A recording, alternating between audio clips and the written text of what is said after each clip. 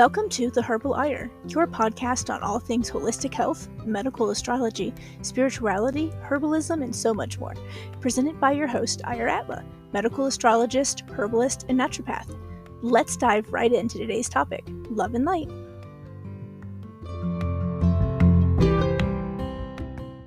Hi, everyone, and welcome back to The Herbal Ire. I'm your host, Ire Atla, and I am here today with Jennifer McFarland. She is a TFT tapping practitioner.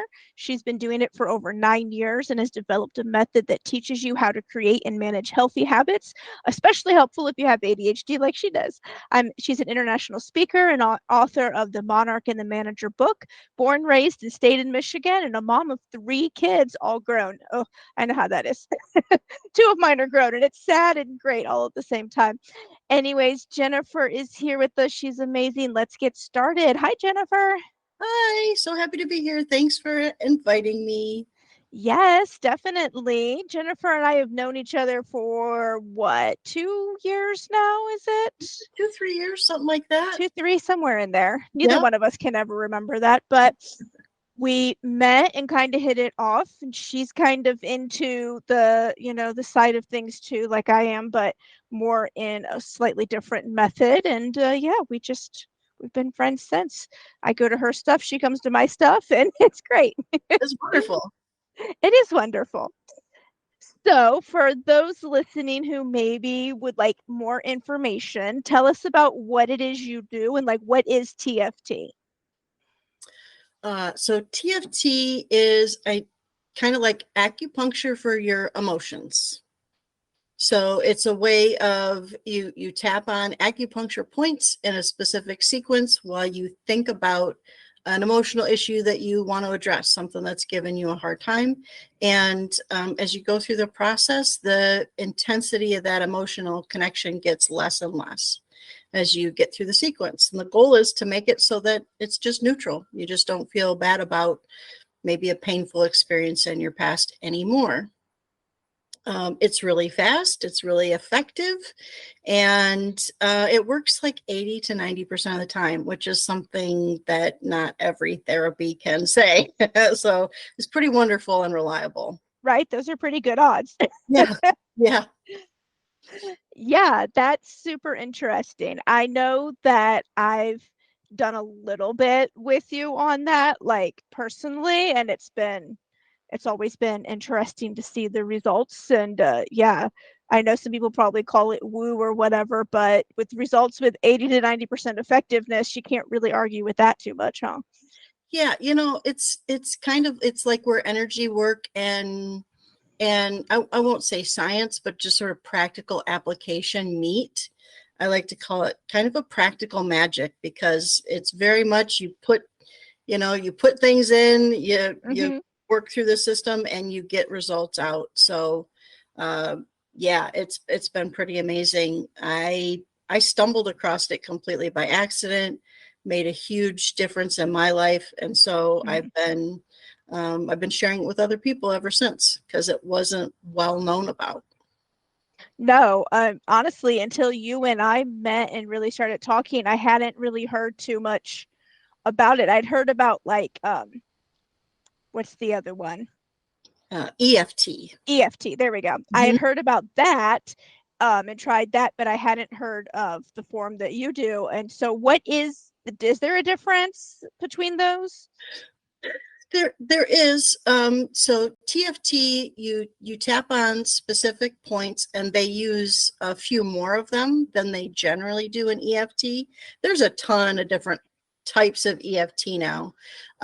So it varies, but generally speaking, TFT uses a few more points. And instead of talking about the issue you want to address with TFT, you just think about it. So the kind of cool thing is that you could really be very private about an issue or an experience that you want to address, because I just need to know the emotions involved. I don't need to know the details. If people want to talk about the details, that's totally fine. But really they can just say, oh, I had this experience in my past and it's made me really sad and angry. And, I feel like it was traumatic. And with that information, I can, and as long as you can think about the experience, I can put together a sequence and it can still be effective. So it's thinking versus being verbal, because EFT is you speak out loud while you tap on a set amount of points. Okay. So with EFT, like they pick a certain amount of points, everybody's a little bit different, and you just tap on those in sequence while you talk about the issue you want to address. And with TFT, you tap on specific points and you think about the issue you want to address. Okay. So this would be really good for people who maybe like my spouse are more reserved and don't want to talk about the stuff to other people. They want to like work through it on their own. So they can work with you, but not have to actually like give you the nitty gritty details if that's not something they're really comfortable with at that moment. Yeah, yeah, and it's, you know, like EFT I think is great for like DIY stuff. Like, you know, the sequence of points, and you know you've got, you know, you're upset about something. And you know, some people will even do it in like a group setting where everybody's saying the same affirmations out loud. And TFT I feel like is more targeted. So you get very specific about a particular issue you want to address. So it's good for things like trauma, anxiety, stress, grief, can work with fears and phobias. And there's one for like cravings. Oh, And nice. yeah, so but it's very specific. So you think about, man, I really, you know, I'm like, for me, one of the things I worked on was fear of heights. So that was really specific for me. And I just had to think about experiences when I was in that, you know, emotional state. But I didn't have to like talk about it with someone for any kind of extended period of time. So they both Awesome. they both have really they both have their uses and their benefits. I'm a fan of TFT because that's what I found first, and that's what worked for me. So I'm a little biased, but you know, they're both really great therapies. Yeah, I've heard good things about both, but I think what interested me more in the method that you do was the fact that you don't have to talk about it, because some traumas and things that have happened are things you just either can't talk about or you just don't want to talk about, right? Because it just Mm-hmm. brings everything back up again. And maybe I don't want to sit there and dwell on it again. You know, it Yeah. sucked the first time around. Let's not, you know, keep talking about it. For many people, that's really hard to do, you know? Yeah, I did EMDR, and that's you have to talk out loud. You have to say what it is you're dealing with. And the therapist I worked with was just like, yeah, some people, this is the hardest part for them, is saying it out loud. So TFT is really great because you don't have to do that if you're not, you know, if you're not in a place where that's what you want to do or what's good for you, you don't have to. Yeah. Yeah. I like that. That works really well. I know Jennifer has also written a book, like we mentioned in the bio. She's been, I don't know what you would call yourself, like the habit person. She's been really good at helping people form habits that help them achieve their goals, their healthy lifestyle, whatever it is they're looking for. And um, I know for a while there on Instagram, I was following, you know, I follow you on Instagram, and like every day for what was it, like 120 days or something? It was a long time. You, or more, I don't remember, but you were posting like, okay, this is what I did for my healthy habits today. And it was really cool and interesting to see like the progression of like where you started and like, you know, where you made it to. Yeah, that was my like, okay, I'm gonna walk my walk and you know, talk my talk. So I'm gonna put my time where my mouth is. But yeah, I did. I got to 149 days, There and we I go. did exercise for of some form every day for 149 days straight. And I only stopped when I got some news about my health where I'm like, I have to take it easy and I have to do something different until I get some things worked out. So, Yeah. uh, but yeah, it was, I wanted to be able to show people it was possible, even if you have Mm-hmm. ADHD, to do something. And, there were days like, I think it was 90 days in, I got to the end of day 90 and I had totally forgot. I completely forgot to do my exercise. It was a weekend day, so my schedule was different. And I'd completely forgotten. It was like 9 o'clock at night and I'm doing my exercise right before bed because it was important to me to keep my streak. But I had done it for 90 days. So the whole wisdom of like, 21 days and you'll get a habit. It's not 100% accurate for, especially if you have ADHD. So I've had to put a lot of things in place in order to support me through the process to develop the habit. By the time I was at day like 120, it was much more natural, Mm-hmm. and it was, front of mind, and I had a really good process that I was going through. So, but that was, 120 days, like that's a lot of time to invest to establish a habit. But once it's in there, Yeah. it's in there, and you can Mm-hmm. just ride that wave. Yeah, it makes it a lot easier. Uh, but yeah, I remember every day looking for your post on Instagram because every day she was posting like a little brief video basically of like what it was she had done that day for, that specific thing. And it was really encouraging too to be like, oh, okay, well, if Jennifer can do it and I know, what she struggles with, then hell, I can do it too, Yeah, And it was pretty inspiring watching you. So, hey, congratulations, by the way, because that's really fucking hard to do. it is, and it's but it's also it is so hard. But I like to say, you know what, it's once you know what you're dealing with, like if you didn't know you had ADHD and you tried to pick up the typical advice for establishing a habit, like I did for years and years and years, I Mm-hmm. mean, if you got a week straight, you'd be real lucky. Like if Right. you didn't understand what was going on, it just is a recipe for failure. So, um, yeah, you really have to know what you're dealing with so that you can be successful. But you can be successful. It just Mm-hmm. it can take more effort. It can take more different tools too. Like Yeah, you've got to know what works for you. exactly. It's not one size fits all. You've really got to know No. what works for you.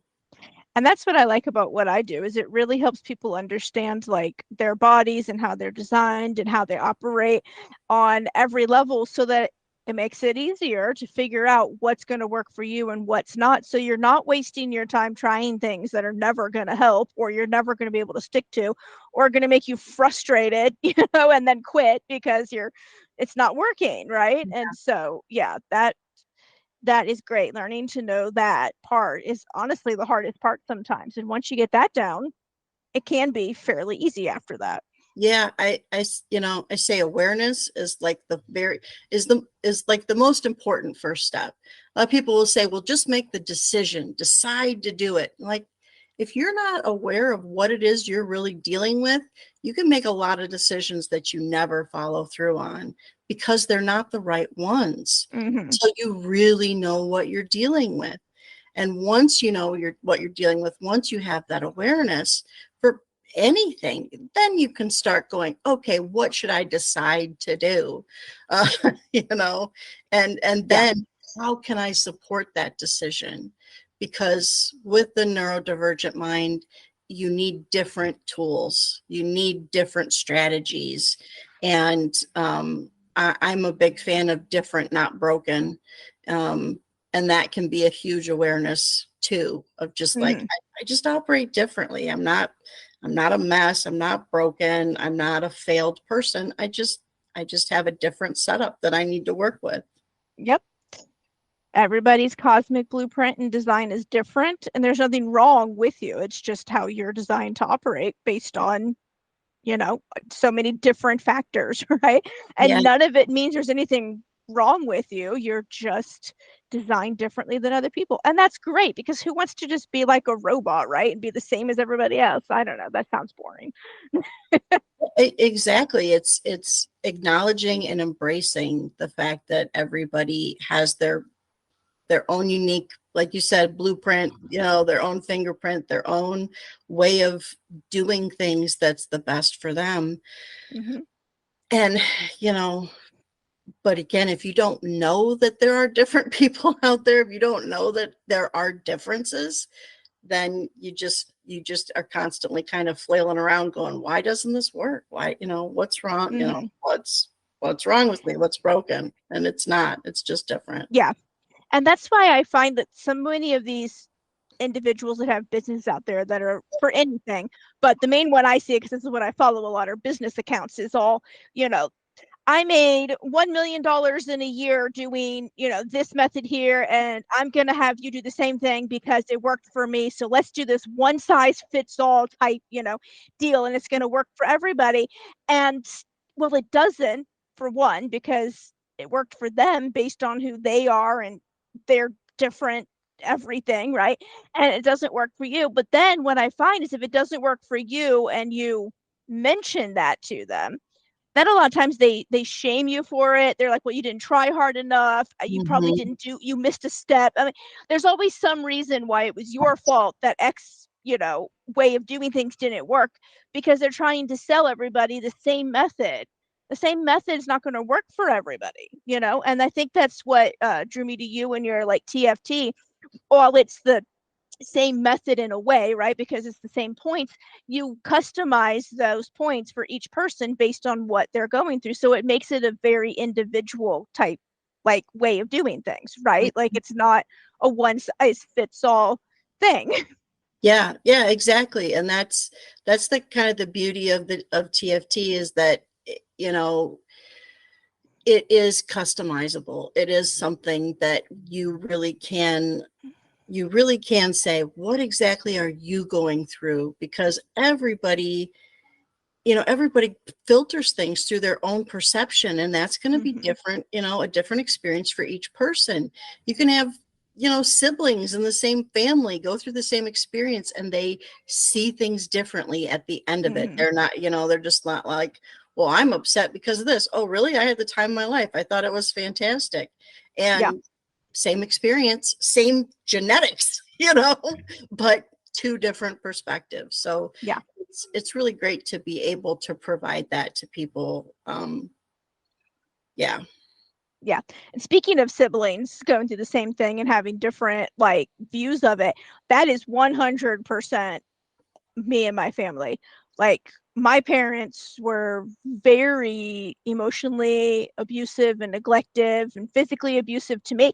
But when I talk to my siblings about it, they have a completely different remembering of events that happened at that same time, right? Like, remember when mom and dad did this? They don't remember any of that. And it's so like surreal to me sometimes how we could grow up in the exact same house and all have three completely different experiences Mm-hmm. with our parents that don't line up. And for a while I was like, well, if they don't remember it, maybe it didn't really happen, maybe I'm imagining it, maybe, and it took me a while to like kind of realize that I don't need their like validation to know that this was my experience and it sucked.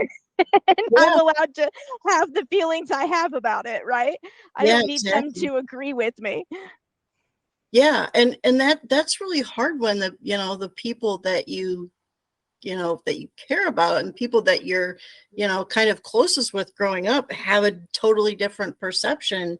But it really, everybody has that different filter. But again, Mm-hmm. if you don't know that, then you can go through what you were talking about of like, well, maybe I'm wrong. Maybe I got this, maybe I've missed something. Mm-hmm. It's like, You start gaslighting yourself. yeah, it's like, no, everybody had different filters on at that time, and they retained different Yeah. impressions of that experience. So yeah, it can be very it can be a big relief once you have that awareness and you have that understanding, to know Yeah. it's like it is totally valid. You have, you don't have to have validation from other people, but it's hard to hold on to too, right? Like, Yeah. And yeah. like I said, you start questioning yourself and almost like gaslight yourself, because it's like, well, if they're not remembering it like this, did it even happen like that? Mm-hmm. Like you start questioning if that's actually what happened or not. And it's just so surreal talking to him. And now, like, after talking to, my sister for a while about a lot of this stuff, it's um and her at first thinking that I was kind of crazy. Ironically, my parents, whether they meant to or not, kind of validated that I was right by starting to treat her in a very similar manner to how they treated me once I removed myself from the equation, because I Okay. was no longer there. And then all of a sudden she was like, "Now wait a minute," and I was like, "I told you." Like, I didn't want to be like, I didn't say Yeah. that to her, but I wanted to be like, "I told you so." See, it's Yeah. Yeah. and Yeah, I deal with some similar stuff with my kids and my ex, of just like, wow, that's not the way I think it went down at all. Like, and it would be so persistent that I really would question myself. Like, mm-hmm, am I making the wrong choice? Did I, like, am I this terrible person and I just didn't realize it? Am I, and it's good to be able to validate that for yourself, but also to be around mm-hmm. other people who are just like, no, no, no, like, no, you're not bananas. It's this other person, and Yeah, you, but it takes a while, and it takes a toll. It is a it lot does. through. Yeah, it is. And finding different ways to help you get through that is so important. So I'm glad you found the TFT. I found, like a spiritual path that really helped me, Hmm. to recover from that and things like that. And we all find a way that works. And so getting the news out there, though, that, hey, there's a way that works is really Yeah, important, because, again, what works for you could potentially work for how many other people. yeah, and I think um the more, I mean, again, like, it's almost 10 years since I had my first TFT session. September, excuse me, 2013 was when I experienced it for the first Mm-hmm. time. And in going through that experience, I was able to kind of open myself up to, like, okay, if this worked and this is cool, what else is out there that I haven't discovered yet, that I haven't found? Yeah, And I think it's been really wonderful to find people like you, of like a totally different path and perspective, and go, oh, that's a cool facet to add to this. mm-hmm. That is, it might not be my 100% focus, but I can add that to my personal life as another cool facet of support, and part of my awareness. Yeah, So, for the last 10 years, I've just been like, oh, I would have never even considered that before, but I'd really like to know what else is out there now. So I'm going to take a look at it. I'm going to think about it. So, right. And it well, really kind of opens doors that you didn't even know were, like, available to mhm, be opened and yeah. explore. Yeah. And that's what I really like about just everything I do, is that it's brought so many people into my world that have given me so many different perspectives. And since leaving that, like, absolutely insane, crazy religion that I grew up in, um, where everything was very close-minded, right? And just learning how to actually be like an open-minded person has changed so much. I have found so many friends and people that I never would have considered even talking to, right? When I was still really stuck in that closed-minded, narrow view that I was raised with. Mhm. I didn't even realize I was a closed-minded, narrow-viewed individual, because everything around me was that. We were in a bubble. We grew up in a Yes. bubble. Yeah. And when I left the bubble, all of a sudden I was like, wait a minute. My parents have told me all of these lies. There's nobody out here that is like they were telling me there's going to be. And the world was a much better place than I was ever taught to believe growing up. And just learning that and learning to just really embrace people where they are and who they are and just be friends with them or love them in a way where they are has like been so such a difference. I can't even describe it. It's just been great. And I really, really, really am happy that I, decided to leave Mhm. and follow my own path and not be stuck anymore, following and believing what they said I was to follow and believe, right? Yeah. Yeah, I totally understand. I was raised in like this very weird dichotomy because my parents were divorced when I was 4, and my mom was very much one way and my dad was very much another way.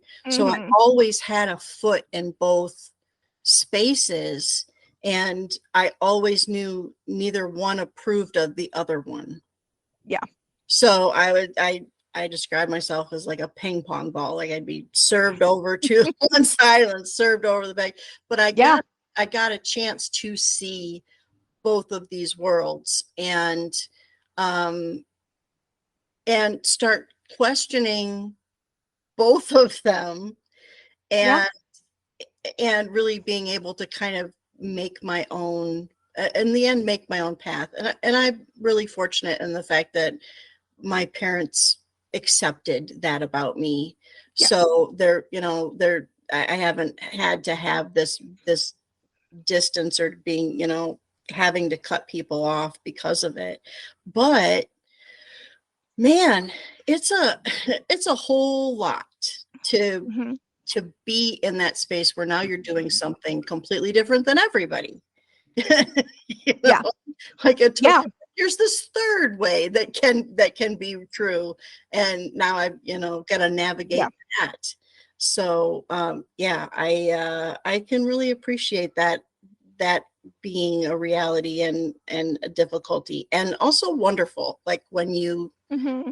give yourself permission to go, okay, what do I want to where do I want to be? Where do I want to fall on these things? And how do I want to have priorities in my life?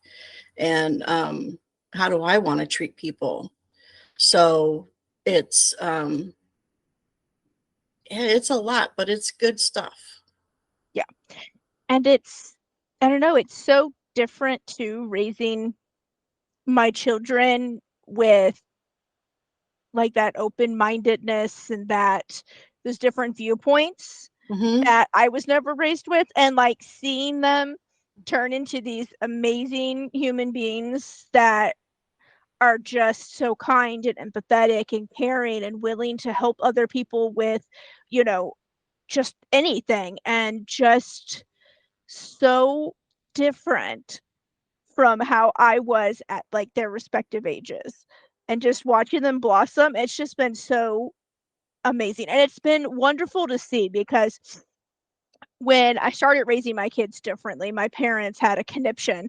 Um, and that literally they told me that, well, you're just going to raise a bunch of brats. They're going to be a bunch of self centered, awful, evil brats that nobody wants to be around because you're not raising them XYZ way, right? Mm-hmm. Um, and I was just like, well, that may be, but you know what? I would rather that my kids were, in your estimation, a brat than the people that you raised us to be, which were not very, kind individuals sometimes, like based on, who you were as people. I'm sorry. I don't really want my kids to be that way.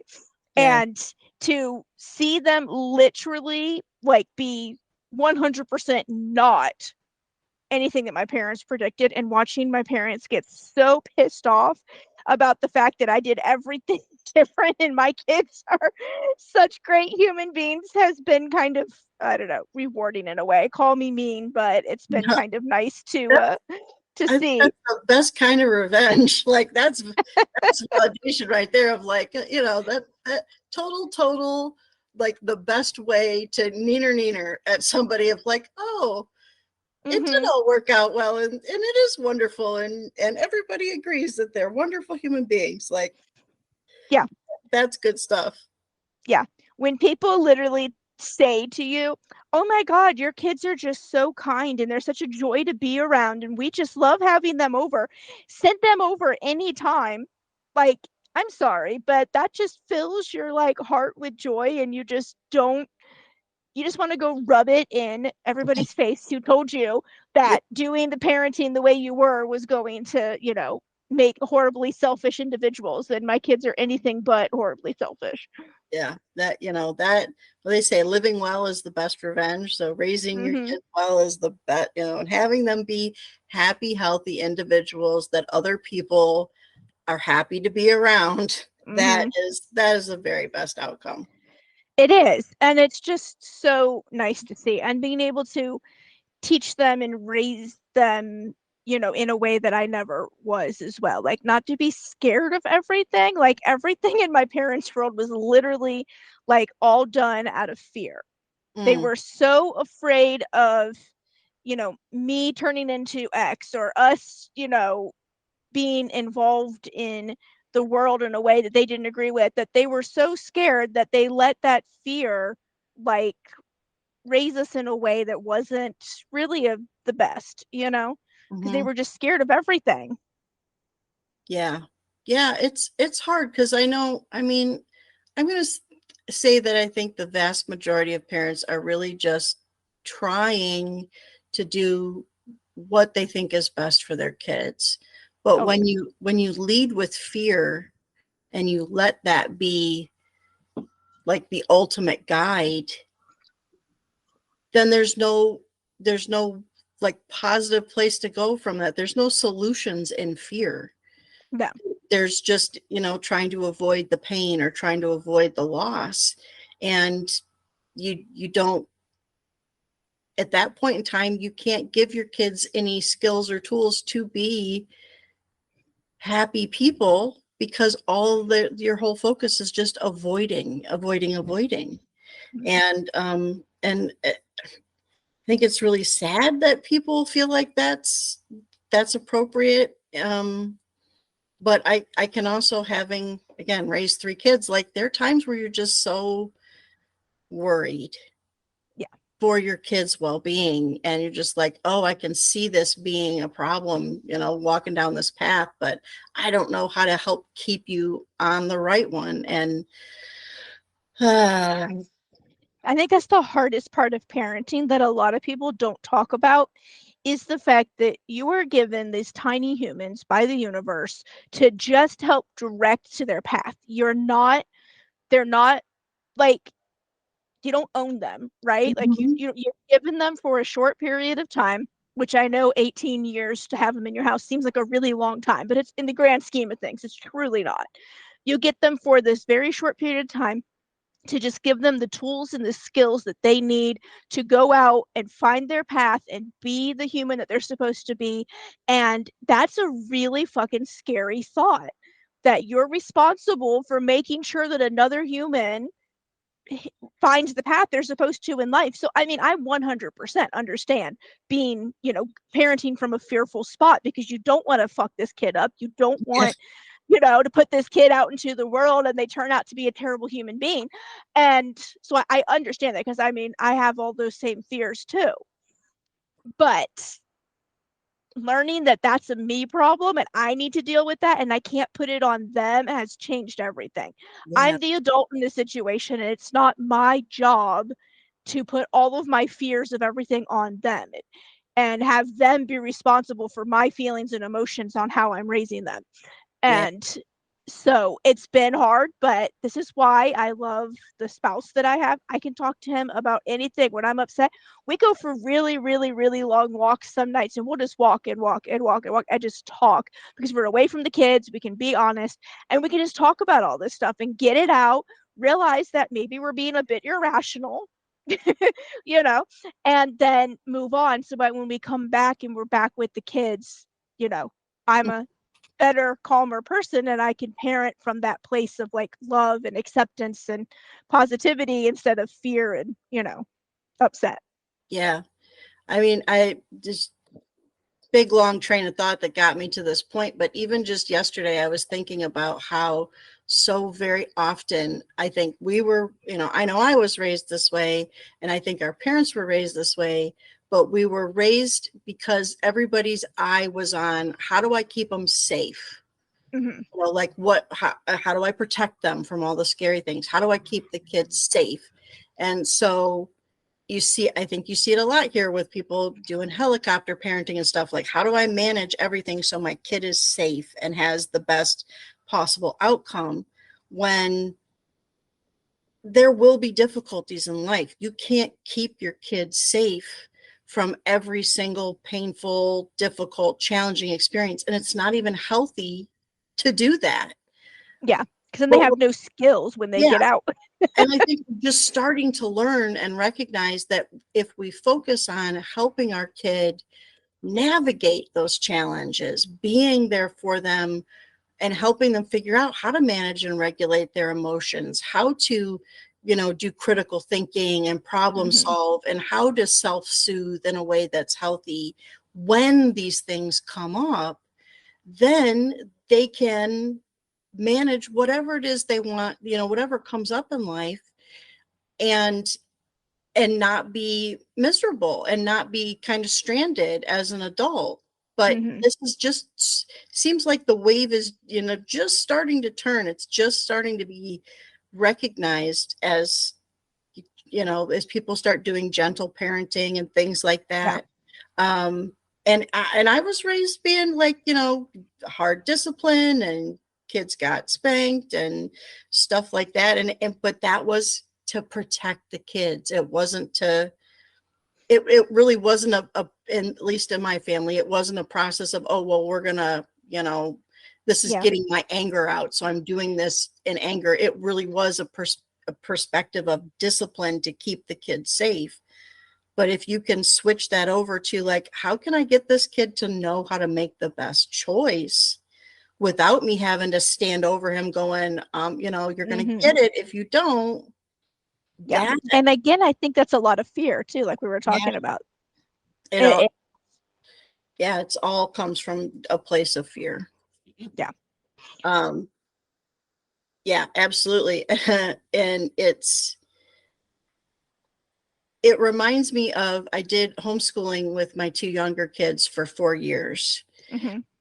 And I did a lot of like unschooling and kind of let them do their own, figure Yeah. out their own things for a couple of years while we deschooled. And both of these younger kids have zero problem with teaching themselves anything Mm-hmm. because I gave them the time and the space to figure out how they learned, and that it was possible for them to teach themselves Yeah. something. And they're both Mm-hmm. using that in their adult lives for their professions and for their own personal, goals and growth and things. Um, but I didn't have that growing up. Like I didn't know how to teach myself how to do something, but Yeah. because it gave them the time and the space and a grown up around to ask questions and kind of help, Mm-hmm. help them if they got stuck. They have this skill now, and I think if we can start doing that with emotional regulation and critical thinking with our kids now, man, they're really gonna, like you said, grow up to be these Mm-hmm. very stable, healthy, happy individuals that are pleasant to be around. Yeah. And again, change the world, right? Because that they're going to bring that perspective into everything that they do. And Hmm. it's going to make a difference in the long run. Of course, it's like the long game, right? It's not going to happen overnight, and it's not going to be something that, happens as fast as we would like it to be. Yeah. But the fact that we're doing this with our kids, that's, now that generation is going to do it with their kids more than likely. And then that's good, and it's passing down. It's like it's definitely moving in the direction that I think we would like the world to go. Yeah, absolutely.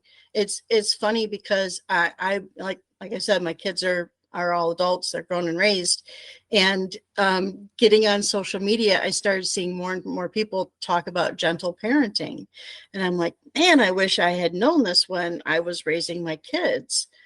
But I'm still taking in this information, um and I'm actually applying it to the older generation, because Mm-hmm. there was a while where I was a patient advocate for my father-in-law, and Mm-hmm. and kind of being around him, and he had his own biases and things, and I was able to use some of these same sort of gentle parenting techniques to talk to him as being respectful as an adult to an adult. But Mm-hmm. having that perspective, I was actually able to kind of make a difference in his life with his perspective, and not trying to raise him, obviously, but just maybe challenge some of his ideas in a way that was kind and respectful, Yeah. not argumentative, and that he could take it in and decide for himself what he wanted to do with it. But I think maybe as I think maybe it can go both up and down both generations. Like we Oh, can't, definitely. with people are like, oh, they're old and stuck in their ways. Well, are they, or do you just need like a new angle for getting them to see new things that's not just confrontational or argumentative? Mm-hmm. Yeah. Definitely. And I think it's, you're right. All those practices are such good things that we can apply to other things. Hell, use it with your clients too. Sometimes people need to know that you like understand and you're trying to help them, but in a way that's best for them. And, maybe that will work too. Yeah, I've even used it for myself. I'm just like, okay, what would what would little Jenny like? What would she need to hear in this moment? I'm like, can I gentle parent my inner child for a little while through Yes, the things that they that didn't get at the time? And so I think we that's can. a cool thing too. So it's like, I'm so glad these things have come up and people are trying this, and it isn't just more of the same. Yeah. I'm really thankful it's made a difference in my life, even though my kids are grown and raised. Yeah. Well, I find it with like my kids, I can tell that I've raised them differently because when this has changed because of all the work I've done, but prior to all the work I've done, like when I would drop something or, do something that was like a mistake or whatever, my inner voice was mean to me. I mean, it was mean. I did not have a nice bone in my body toward myself. And I was constantly like yelling at myself and, oh my God, why did you do that? And as I started, having kids and raising them and realizing that I can't speak to them that way because that's like horrible. Why would you do that to another person? I started being really nice with them. I mean, oh, it's okay. Mistakes happen. Let's work together to get this picked up and all this stuff. I started realizing that, oh my God, like I'm talking to me that way because my parents talked to me that way. And Yeah. so I started being nice to myself, but I've noticed the difference in them because when they would make a mistake or drop something as they got older, after we were working on them when they were really young with, this, or I do something out, my kids will actually say to me, "It's okay, mom. Mistakes happen. Let's work together to fix it. Let's come up with a solution." And I'm like, "Wait a minute, you actually are listening to what I'm saying. Thank you." Like it makes me feel good because I know that Yeah. they're actually hearing me. And we've always been a very solution oriented family, not a blaming anybody for the problem family like I came from, and stuff. And so I think that's really helped too because we don't blame anybody for their mistakes. We're not like, oh my God, I can't believe you did that. Now everything's ruined. It's just more like, okay, well, that happened. What can we do to solve it? Right. And we work together. We've always made everybody aware that if you're in this house with us, whether you're related to us or not, you're part of the team. We're a team. We work together to find solutions. And I think that's been helpful for them because I find that they're so much nicer to themselves than I ever was for the longest Yeah. time. That's a wonderful thing to pass down and pass along and have as a legacy, having a kind inner voice versus a critical one.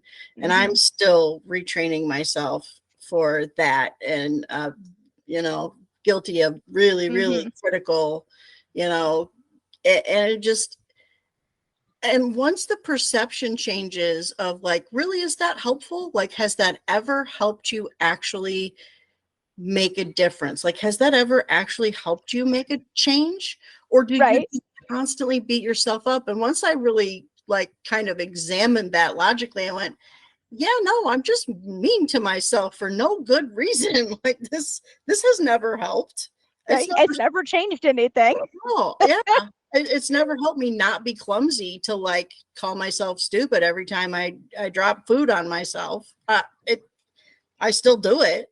But now Right. I feel Nothing's bad. changed. Now I feel bad and I have laundry to do. So Exactly. And it just doesn't help. And I think that's, such a good thing that we're changing that. And I think the modalities that we use help with that too, right? Because it oh really yeah. can help. Yours really helps retrain your brain to, not think such horribly negative thoughts about yourself. And my way just really helps people understand exactly who they are, how they're designed, what's going on. So they start learning to love who they are instead of maybe hating it or being upset by it because they were always told by somebody growing up that how they were and who they were was wrong, right? Hmm. Which Yeah. I think we've gotten a lot probably, Yeah. just with the fact that we were, I don't know about you, but I was undiagnosed for until I was 32. So, I didn't get formally diagnosed until I was 46. And I figured it out when I was like 37, 38, when I was doing research for my younger son. I was like, oh wait, I'm the same way. But there was zero research on women or adults at yeah, that time. yeah. So it was just sort of like, oh, this is something fun to know about myself, but that was it. And it wasn't until I actually got on that, Jesse's group, that I went, Mm-hmm. oh, there's new stuff to learn. Like and started finding out like, oh, that's why I do this, Yeah. this, and this, and that's what's going on, and was able to get, some treatment and figure out how to manage. I, it wasn't until a couple of years ago that I even realized that the habit change program I put together was essentially an ADHD support system. Like, that's why I couldn't do habits, and I didn't realize that. And I was talking to other people of like, hey, do you know how to, I can teach you how to manage a habit. And people are like, well, what habits? Like, that's not a big deal. And I'm like, oh, but it is like, I know it's a big deal. Like, it's hard for me to do. Um, but it's funny, the same people who would be like, oh, habits are no big deal. They're just like, oh, but I have no willpower. I can't possibly break a bad habit. And it's like, Yeah. really? Really? Okay. But yeah, knowing, like you said, the awareness, knowing yourself, and having the tools to embrace that, of just going, this is who I am, and Mm-hmm. it's okay. It's a good thing to be who I am and how I am. And Mm-hmm. I don't have to be like everybody else in order to be accepted and acceptable. Um, Yeah. Because a lot of us were told the exact opposite of yeah, that, right? And yeah. so it's really hard to like who you are when everything about you, your whole life has been told that it's wrong, there's something, that it's not okay, that, anything, whatever it is you were Mhm. told, and I think so many of us got that um, from, I'm going to assume the best, well meaning parents who Mhm. were, again, fearful that us being the odd kid out was going Yeah, to yeah. create a life that was hard for us. And they were trying to, keep us from having that hard life. But instead, they just made us really hate ourselves. So then we can't, if we go out in the world, then we have a hard life because now we can't accept ourselves and we Yeah. can't ever find out where we fit in. It's hard making friends and, and Mhm. I think as well meaning as many of them probably were, it kind of backfired. I got super lucky, and I didn't realize this until, again, I've learned more about ADHD, but I'm confident that my mom is where my ADHD came from.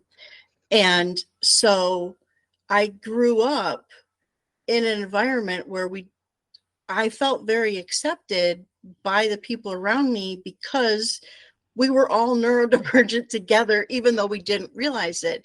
Mm-hmm.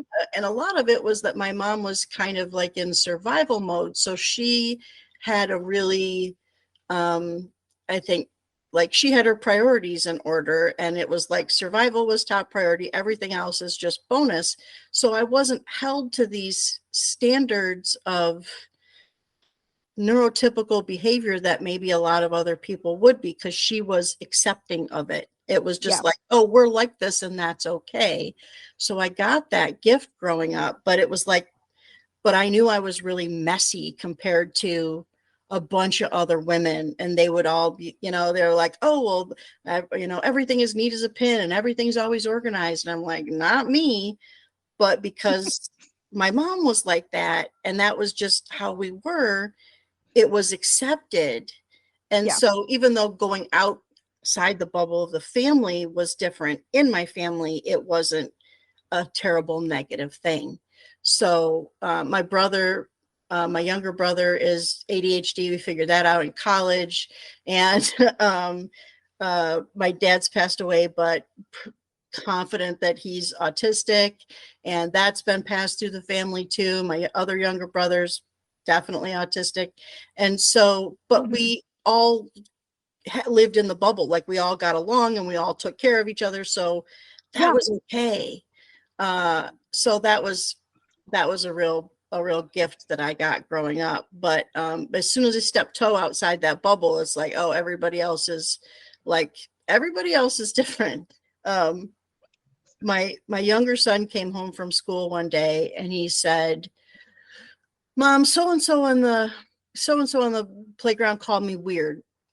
One of my good friends was over and she was just like, no, not weird. And I'm like, well, sweetie, we are weird. Like, we're a weird family and that's totally fine. And she looked at me like she's very neurotypical, love her to death, but she's very neurotypical. And she looked at me like, you're not going to tell him he's not weird? I'm like, we are weird and that's okay.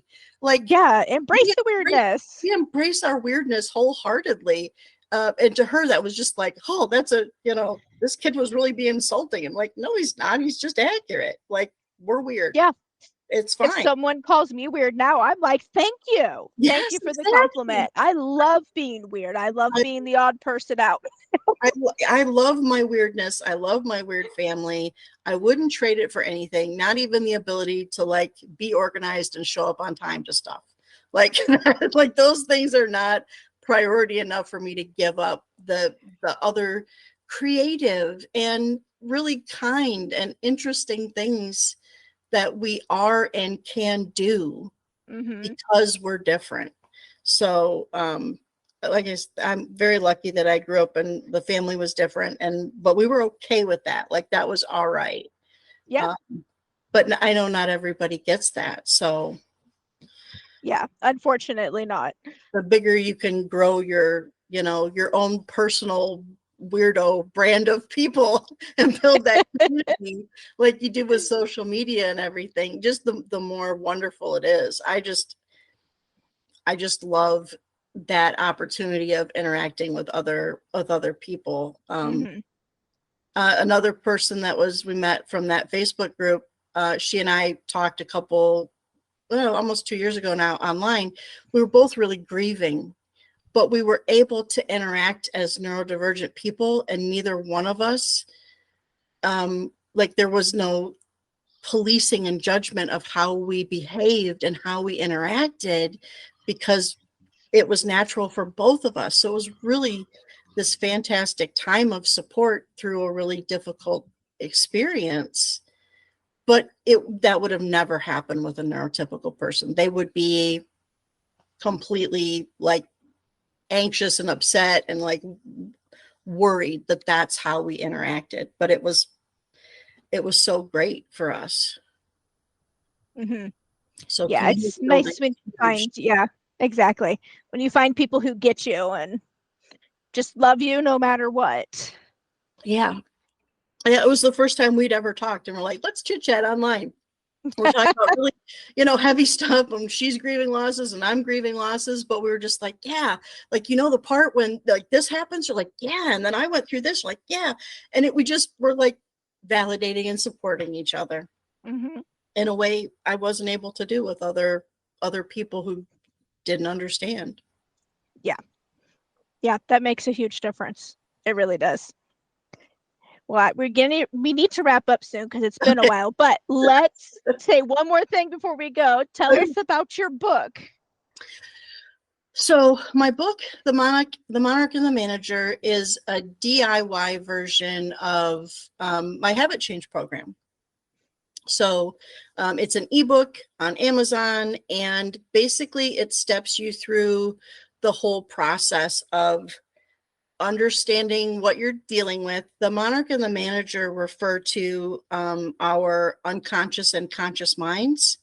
And it's a kind of a different way of explaining that relationship that I hope will help people see it as a way of cooperative parts of you versus adversarial. I think very often I only found descriptions of the unconscious mind that were like, this is something you got to get under control. And this is like, like people would talk about, well, there's, Mm-hmm. a bad wolf and a good wolf, or an out of control horse and a tame horse. And it's just like, my unconscious mind is not an animal. It's not an iceberg. It's not. It's humanity. It's a people. um, Mm-hmm. and so I came up with the idea of it being like your unconscious mind is really in charge of most of your life, whether you realize it or not.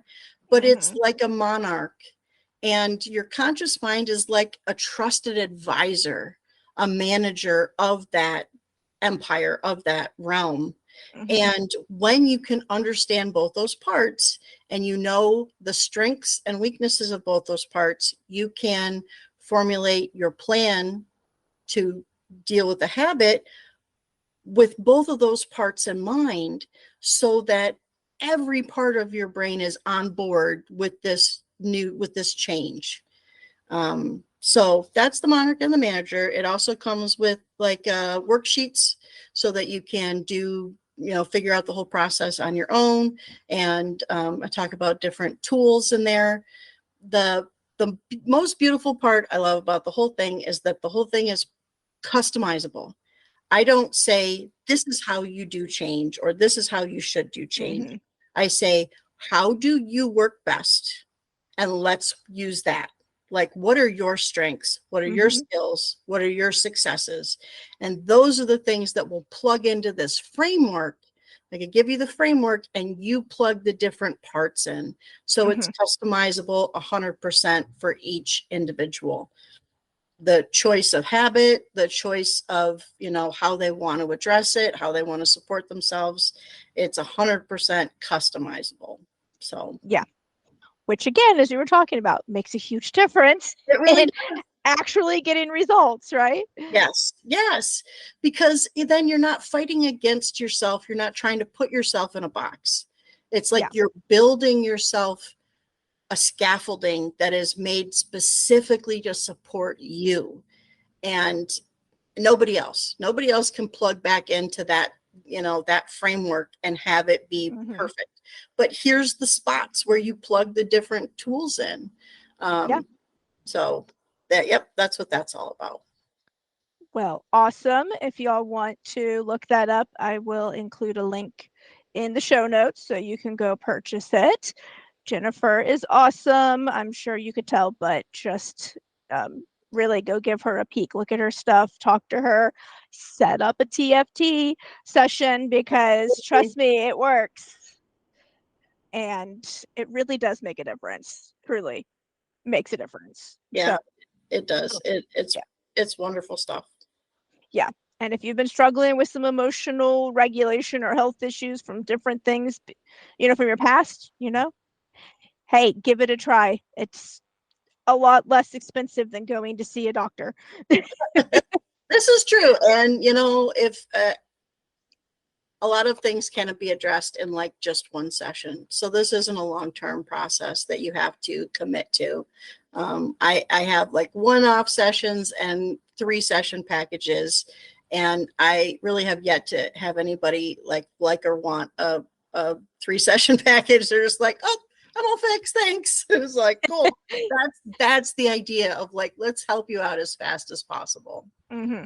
Get you feeling better and get you on your way. Exactly.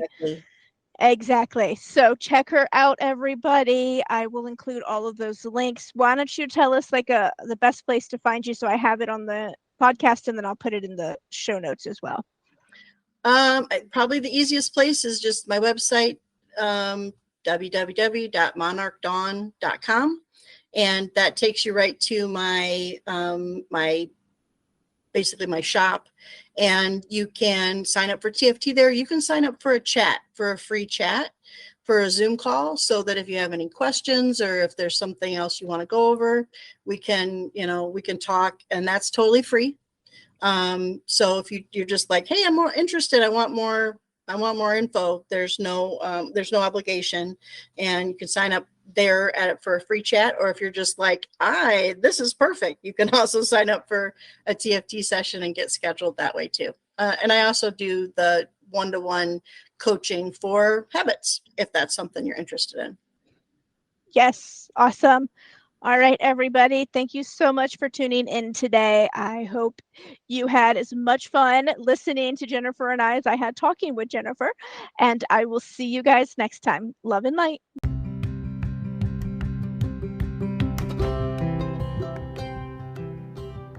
That's it for another great episode of The Herbal Liar. Tune in next week for more valuable content with your host, Ira Atla.